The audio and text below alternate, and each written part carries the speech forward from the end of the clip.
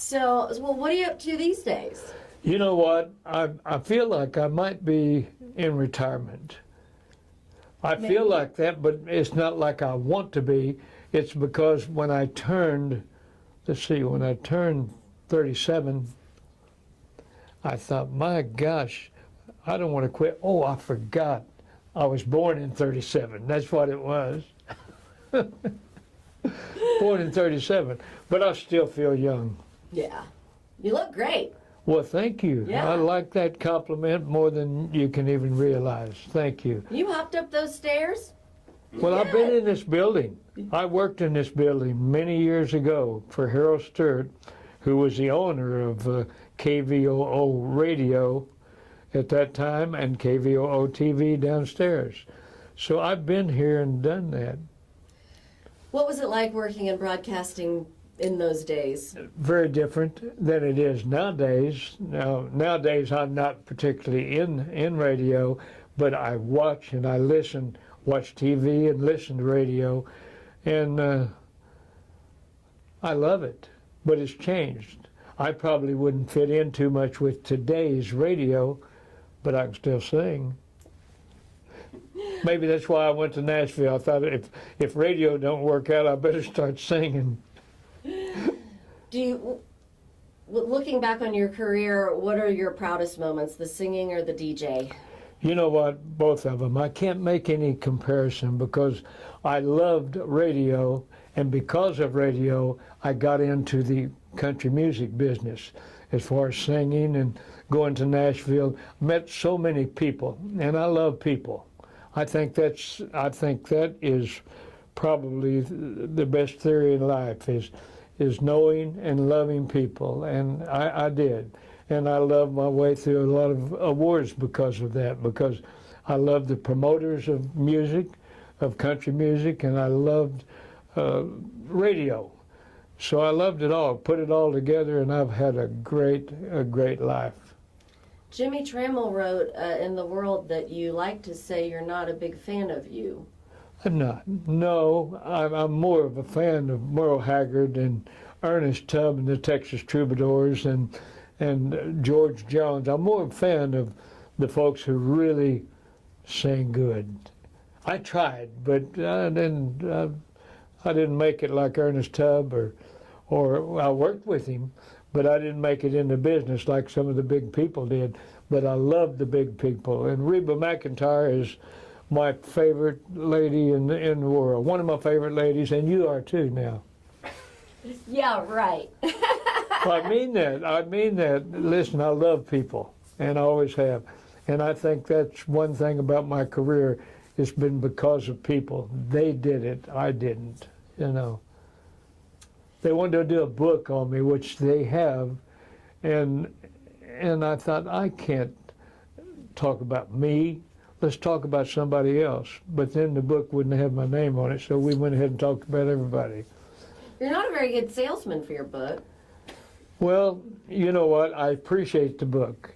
Brett Bingham, John Woolley, they talked me into it and visited with me many, many hours at the house. And I learned a lot from them, and am learning a lot now from people who are reading the book or wanting to read the book. That makes me feel good. It puts me up there again. Like I say, I was born in 1937? 87, I think. You're making me younger. Thank you. So you say that about you love people, and I really think that is what probably, because when I think of broadcasting, I mean, you really do have to like telling the stories of others. Yes. And that's probably why the passion for broadcasting maybe stayed so long for you. You know what? I think so. At a very young age, I started playing guitar and listening to the Grand Ole Opry in Nashville, Tennessee, and of course, listening to music around Tulsa, around Oklahoma. And I even worked in Oklahoma City at one time. I've been around. I remember everywhere I've been. I just don't remember how I got there or how I stayed.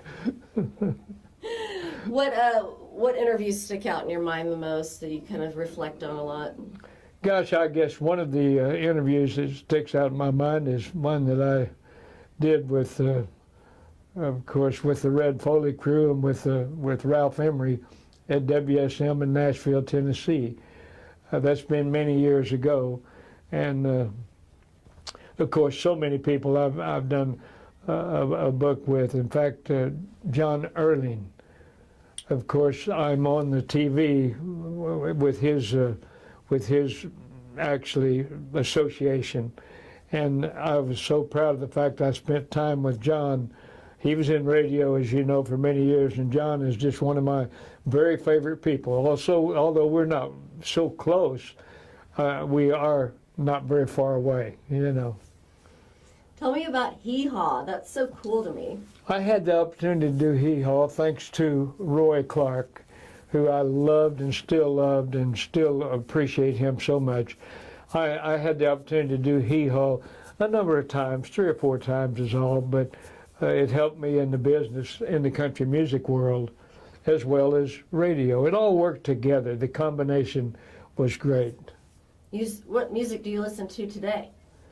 Well, I still love country music if I can find an oldie station like 99.5, you know, if I can find that. It's not that I don't like some of the newer type music, some of it I do. If they play Alan Jackson once in a while, I like it. Anything he sung, anything he sings today, I love Alan Jackson. My favorite, I guess, entertainer, Merle Haggard, is one of my very favorite, but there's so many favorites.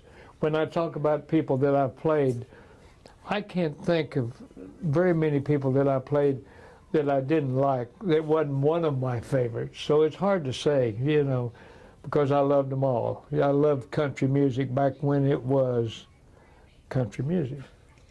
That's a frustrating thing about country music. Is it too pop sounding for you these days? For me, to a certain extent, some of the songs I love, without a doubt. And some of the songs I can't figure out. As a matter of fact, the way they mix it now music-wise, sometimes you can't even hear what they're singing about. But I love to hear songs like Merle Haggard. He wrote them, he sung them, songs about life that you can understand, no matter how old you are. If you're 16, you're living some of it. If you're 39, you're living a lot of it. If you're my age, you've already lived it. I like the red dirt country music. Oh, red dirt country music, I like it too. Turnpike Troubadours. I love the Turnpike Troubadours very much. I mean, it's good music, and I love it because it tells a story, and I can understand it, you know. That makes a difference. Yes, they're my favorite. I'm a groupie. Well, that's okay. I guess I'll have to become a groupie too. I like music. I like some pop music. I like some pop music very good, and I like Dean Martin music, but I'm country. I was born in Tuskegee, Oklahoma, USA, and not far from here.